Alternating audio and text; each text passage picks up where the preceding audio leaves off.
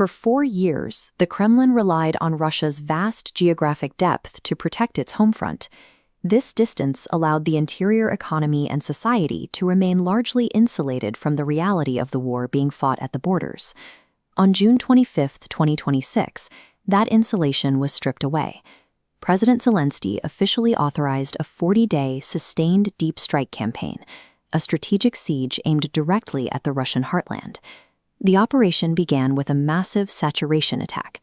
A wave of 660 kamikaze drones paralyzed radar systems across the Moscow region, sending flames rising from the city's primary energy refinery. This wasn't localized. Within days, 12 regions were hit simultaneously.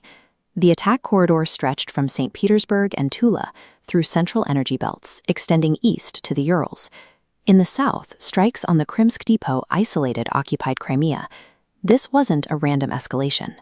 It was a publicized 40-day countdown ending on August 4th, a timeline chosen to exploit specific historical and psychological triggers within the Russian state.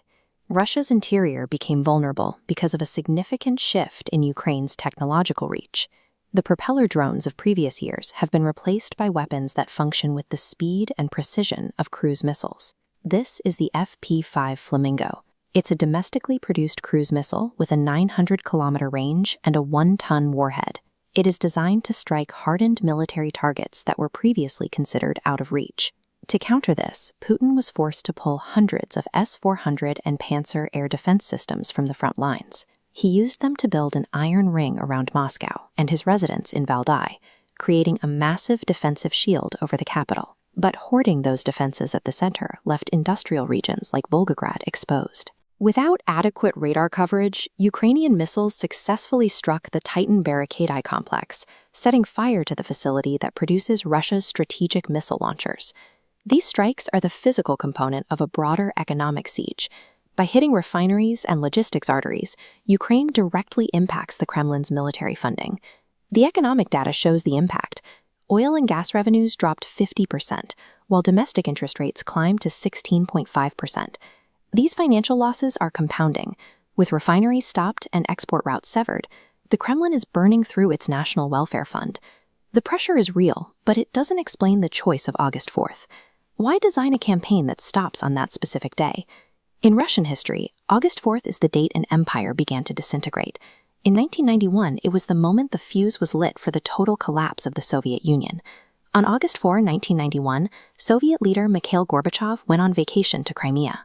Within days, hardline officials seized the opportunity to place him under house arrest and take control of his nuclear launch codes. The coup failed when the military refused to fire on civilians, and Boris Yeltsin led a mass resistance. By December, the authority of the central government had vanished, and the Soviet Union officially dissolved.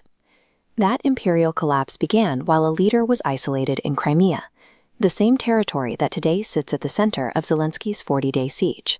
Zelenskyy's strategy uses this date to signal a historical parallel to the Russian elite.